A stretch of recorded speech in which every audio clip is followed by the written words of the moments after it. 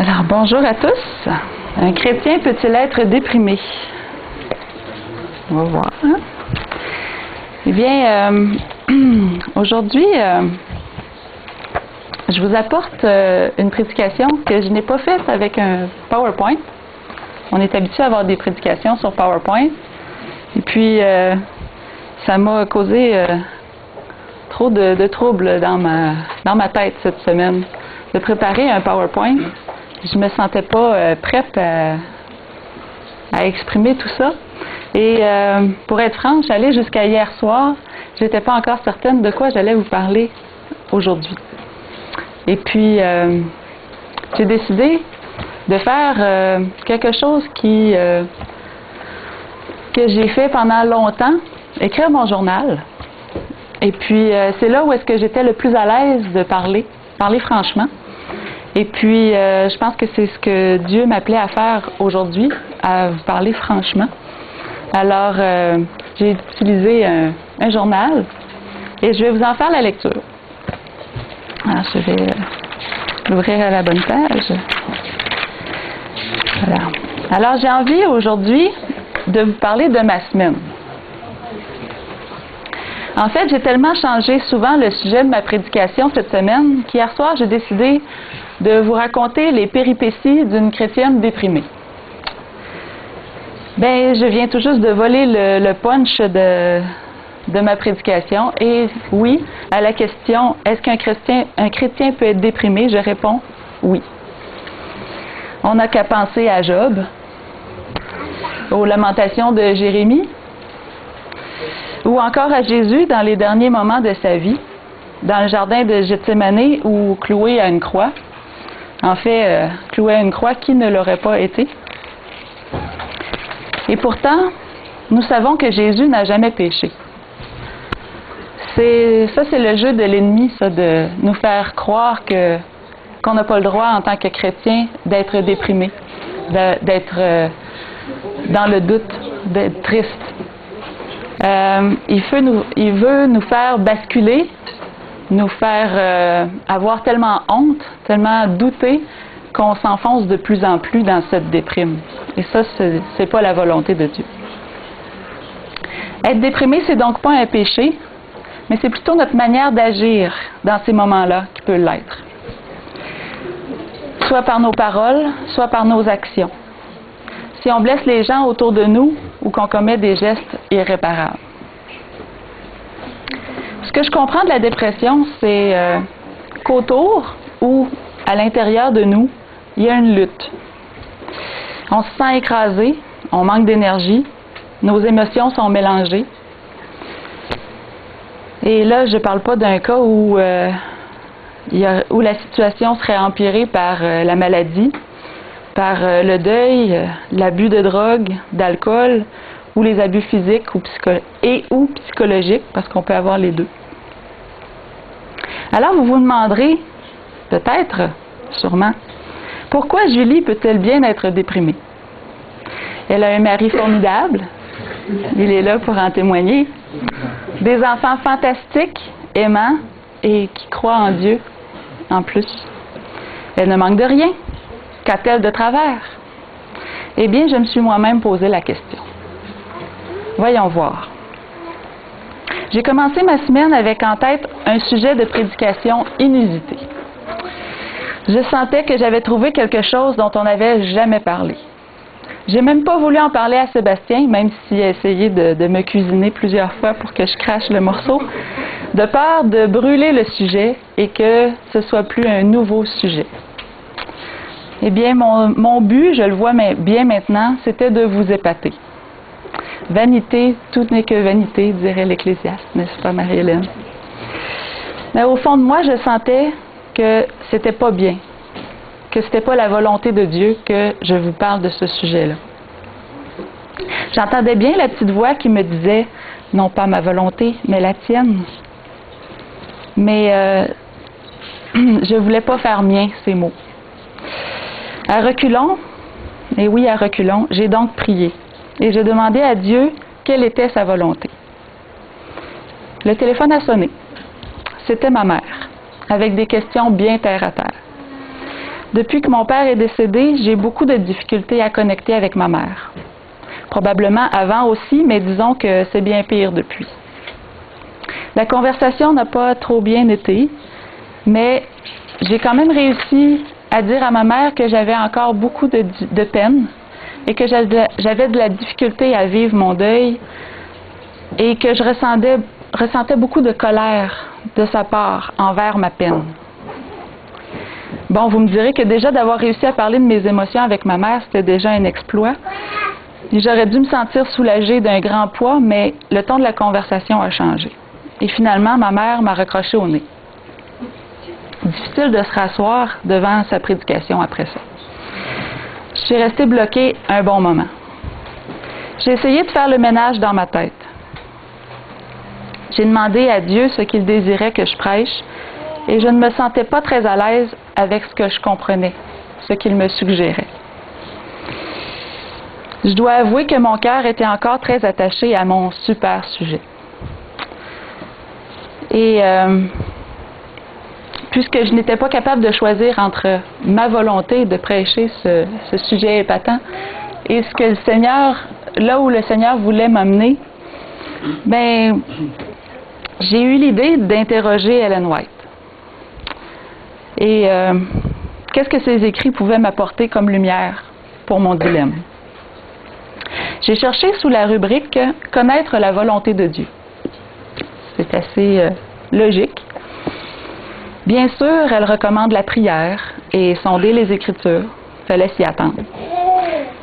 Mais j'ai découvert dans Messages choisis, volume 2, au chapitre 35, je vais vous le lire, j'ai mis en orange ce qui était important ou ce qui m'avait touché. Et comme vous voyez, il n'y a pas grand-chose de pas souligné.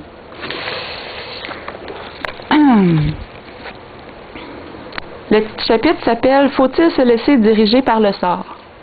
Parce que oui, j'ai pensé, peut-être pile ou face ou quelque chose comme ça, puisque je ne comprenais pas ou j'étais pas capable de trancher entre ce que Dieu me suggérait peut-être, parce que j'en étais même pas convaincue, et ce que moi je voulais prêcher, j'ai pensé jeter le sort. Mais le Seigneur m'a amené à cette page-là. Faut-il se laisser diriger par le sort? Vous cherchez à savoir comment prendre de bonnes décisions quant à vos devoirs religieux? C'est à peu près ça. Comme aussi concernant vos affaires, en jetant en l'air une pièce de monnaie et en décidant ensuite d'après sa position. Je suis chargée de dire qu'il ne nous faut pas encourager de telles méthodes.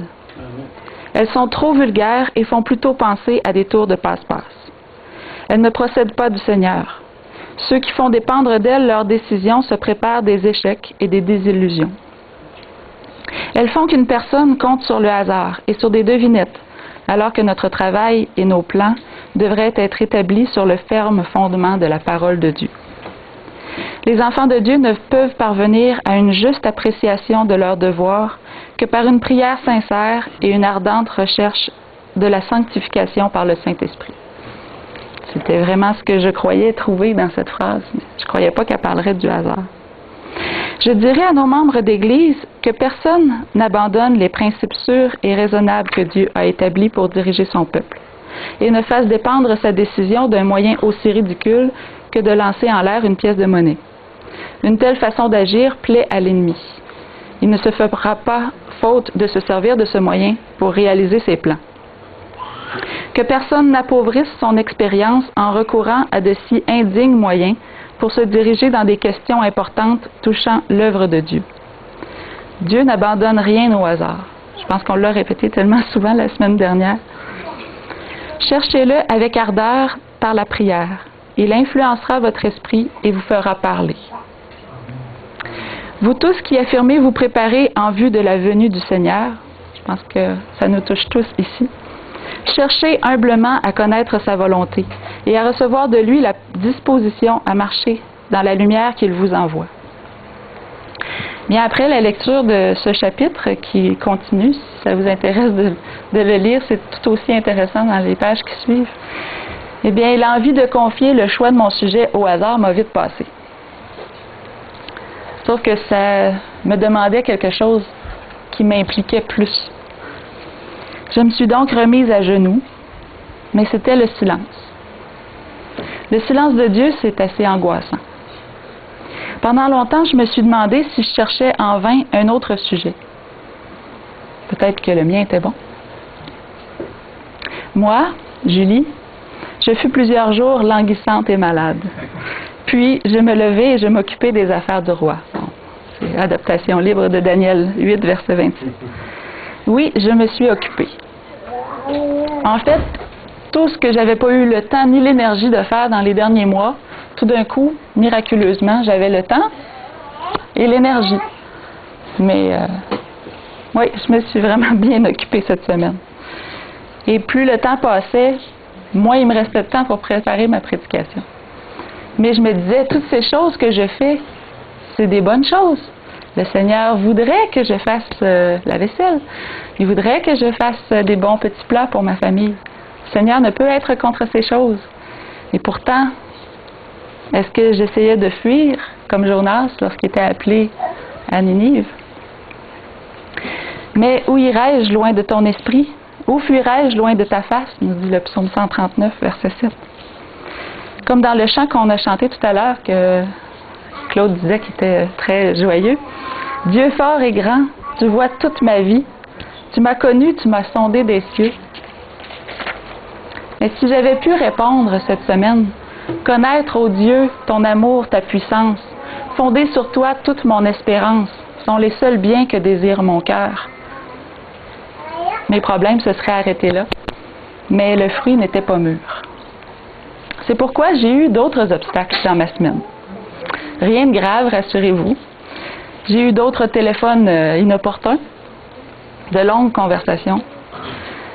J'ai eu une voisine aussi qui a eu besoin d'une gardienne quand moi j'avais besoin de tranquillité pour étudier la parole de Dieu.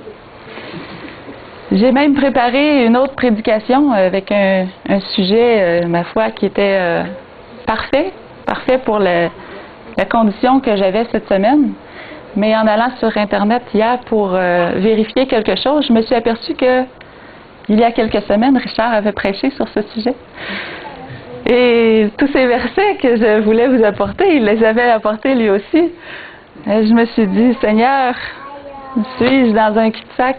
Aide-moi, je ne vois plus rien. Eh bien, bref, le Seigneur mettait ma patience à l'épreuve. Comme Moïse qui a pris le métier de berger pour oublier son mode de vie égyptien, comme Paul qui devint aveugle pendant quelque temps pour oublier son mode de pensée pharisien, je devais cesser de me fier à ce que je sais et me laisser enseigner. Je devais apprendre l'humilité. Pour la chair, ça, c'est déprimant. David dit dans le psaume 119 au verset 25, « Mon cœur est attaché à la poussière. Rends-moi la vie selon ta parole. » Ça faut être déprimé rare pour écrire ça. Mais ça apporte la lumière, toute la lumière. Elle vient de Dieu et il n'y a aucun autre endroit où on peut la trouver. Comment pouvais-je reprocher à Dieu de s'être tu alors que c'était moi qui avais cessé d'écouter? J'avais un projet, préparer une prédication. David lui aussi avait un projet, bâtir un temple pour l'Éternel. Quelque chose de grandiose. Ma prédication aussi l'aurait été, je suis sûre.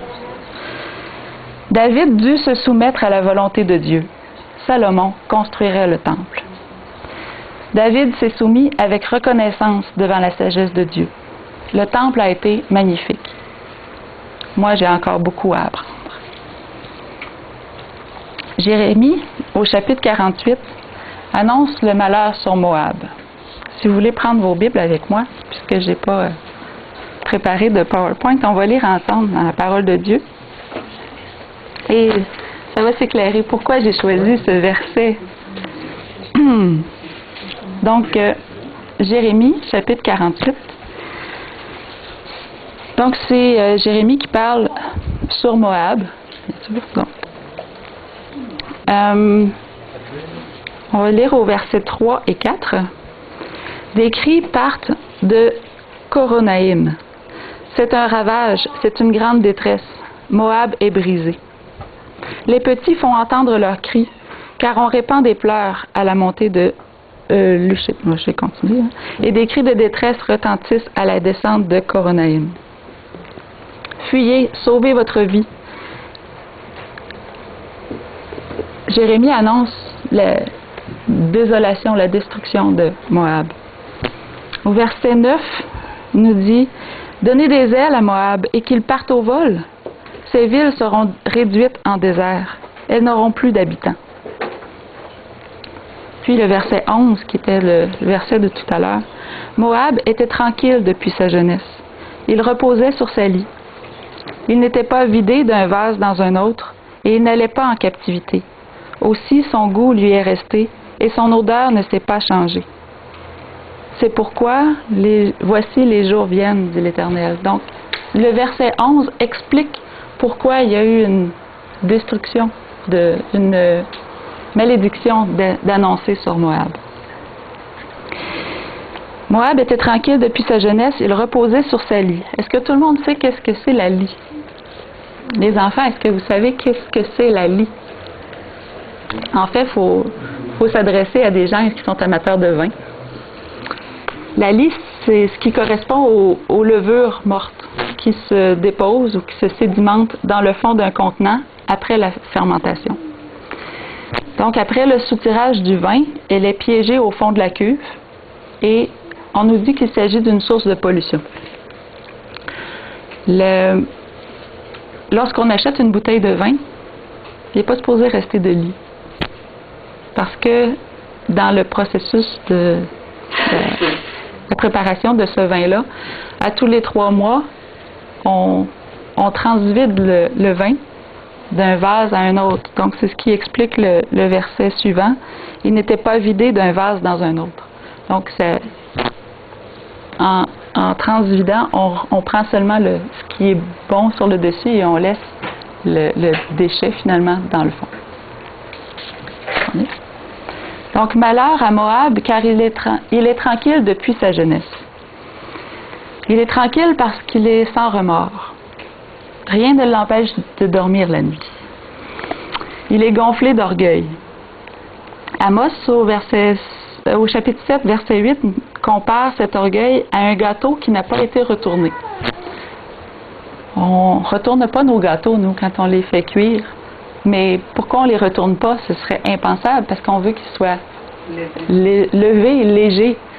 Mais si on le retournait, on perdrait l'effet de ce levain qu'il y a dedans et qui fait des bulles et qui fait lever la pâte, qui la rend aérien.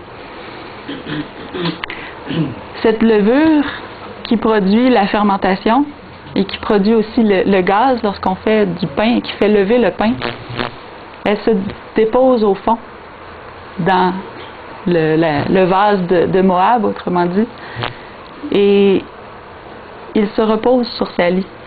Elle n'a pas été enlevée. Amos, qui est toujours aussi coloré, au chapitre 7, versets 10 et 11, nous parle de l'orgueil. Il dit « Ils ne reviennent pas à l'Éternel, leur Dieu, et ils ne le cherchent pas malgré tout cela. Éphraïm est comme une colombe stupide, sans intelligence. » On dit souvent une cervelle d'oiseau pour quelqu'un qui est un peu foufou. Eh bien, on a des perruches à la maison, puis je trouve qu'elles sont assez intelligentes. Imaginez si on dit qu'une colombe est stupide. C'est vraiment... OK, elle ne doit pas être très... Donc, ne pas chercher, ne pas revenir à l'Éternel, c'est la stupidité. Lorsqu'on se sent bien dans ce qu'on est, lorsqu'on croit qu'on est correct, on ne revient pas à l'Éternel. On n'a pas besoin de s'humilier devant lui et de lui avouer qu'on a besoin de lui. Toujours au verset 11, on continue. Il n'était pas vidé d'un vase dans un autre. C'est ce que je parlais tout à l'heure de le soutirage, c'est la purification. En surface, le liquide semblait bon et pur, mais au fond, il se cache une substance qui est visqueuse et polluante.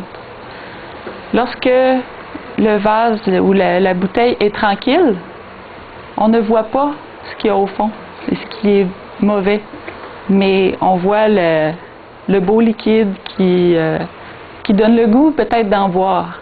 Mais aussitôt qu'on prend la bouteille et qu'on la penche, ça se mélange. Et le vin n'est pas bon.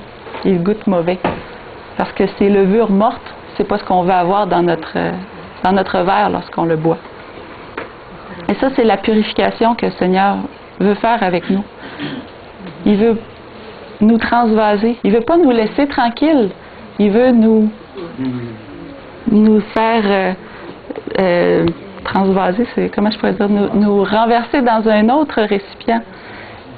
Quelque chose il va enlever tout ce qui est pas bon, nous épurer, mais une fois qu'on est dans ce nouveau vase, il faut encore le faire, parce que il reste toujours, la fermentation continue, même après qu'on ait enlevé ce qui est mort, il reste de la levure. Et Seigneur, quand il nous bouscule comme ça, c'est parce qu'il reste des choses qui ne sont pas de lui à l'intérieur de nous. Il dit aussi, son goût lui est resté et son odeur ne s'est pas changée. On parle souvent qu'on veut être un sacrifice d'une bonne odeur. L'odeur, dans la Bible, c'est très important, ce qu'on dégage. On voudrait être toujours parfait, pur et sentir bon, mais lorsqu'il y a quelque chose de mort au fond de la bouteille, ça ne peut pas sentir bon. Jean 3, verset 3 nous dit « En vérité, et lorsque c'est répété 2 fois, croyez-moi, c'est parce que c'est vrai. En vérité, je te le dis, c'est un verset que vous connaissez, si un homme ne naît de nouveau, il ne peut voir le royaume de Dieu. » Vous connaissez aussi peut-être Ézéchiel 36, verset 26. « Je vous donnerai un cœur nouveau et je mettrai en vous un esprit nouveau. J'ôterai de votre corps le cœur de pierre et je vous donnerai un cœur de chair. » Eh bien, savez-vous, j'ai découvert cette semaine, en lisant ma Bible, une autre version de cette image. Et on la retrouve dans le psaume 119, au verset 70. C'est riche en images, vous allez voir. « Leur cœur est insensible comme la graisse. Moi, je fais mes délices de ta loi. » Il me semble que j'imagine un cœur de graisse. Là, Pierre n'est pas là aujourd'hui, là, notre chirurgien cardiaque. Si tu ouvres quelqu'un et que tu vois un cœur plein de graisse, c'est pas bon signe. Un cœur insensible. Un cœur qui n'est pas plein d'amour. L'amour de Dieu. Au verset 71, il continue en disant « Il m'est bon d'être humilié, afin que j'apprenne tes statuts. » Est-ce que c'est bon d'être humilié? C'est rare qu'on va demander aux gens de nous humilier. Au verset 67, juste un peu avant, ça nous dit « Avant d'avoir été humilié, je m'égarais. Maintenant, j'observe ta parole. » Ce qui me rassure avec cette humiliation-là, c'est qu'elle est faite avec amour. Elle est faite par un Dieu qui veut notre bien. Puis, devant ça, je peux juste dire merci, mon Dieu, de ta patience avec moi cette semaine. Merci de ne pas m'avoir lâché, même quand moi je t'ai lâché, Seigneur. Je peux vous assurer qu'en allant me coucher hier soir, je ne me sentais plus déprimée. Quand on est dans ce que j'appelle un moment de grâce, on ne peut pas être déprimé. Un moment de grâce, pour moi, c'est quand on est en paix avec notre conscience, parce qu'on sait qu'on est exactement là où le Seigneur veut qu'on soit à ce moment-là, à ce moment précis. Et là, à ce moment-là, on éprouve une joie immense. Même si ça semble difficile, là où le Seigneur veut nous amener, il faut faire confiance à Dieu, parce qu'il veut notre bien. Cette semaine, je ne voulais pas aller où Dieu voulait me mener. J'ai regimbé contre les aiguillons. Ça a été douloureux, mais je suis contente d'avoir finalement fait confiance à Dieu. Je dois aussi vous avouer que ça aurait été beaucoup plus facile si j'avais été docile dès le début. En terminant, je peux maintenant dire, peut-être que je le dirai pas à tout moment, mais je peux maintenant le dire. Non pas ma volonté, Seigneur, mais la tienne. C'est là où est-ce que le Seigneur veut qu'on soit. Lorsqu'on est en harmonie avec lui, on est en harmonie avec l'univers. C'est lui qui l'a tout créé. Je pense comment je dirais? Si on pouvait être toujours dans cet état-là, où est-ce qu'on est guidé par Dieu, on ne ferait plus jamais de gaffe, on serait pas déprimé, on serait pas, en tout cas pas dans ce par quoi j'ai passé cette semaine, que je souhaite à personne d'ailleurs.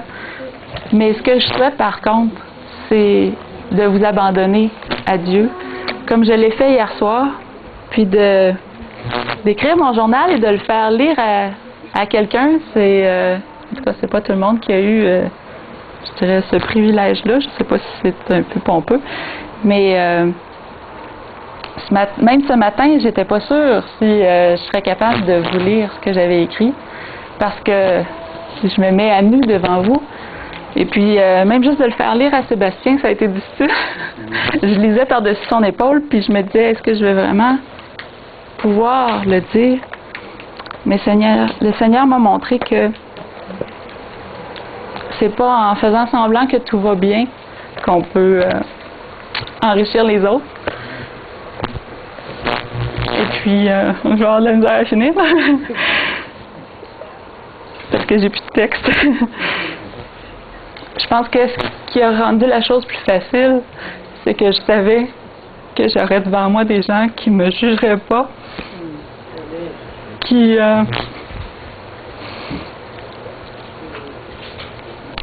je pense que quand on dit nos frères, nos sœurs, j'ai une belle famille ici.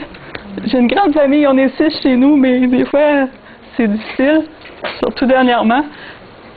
Mais quand je suis ici, il n'y a pas de meilleur endroit. Des fois, on va ailleurs, Sébastien prêche dans une autre église, j'ai l'impression que j'ai manqué tellement.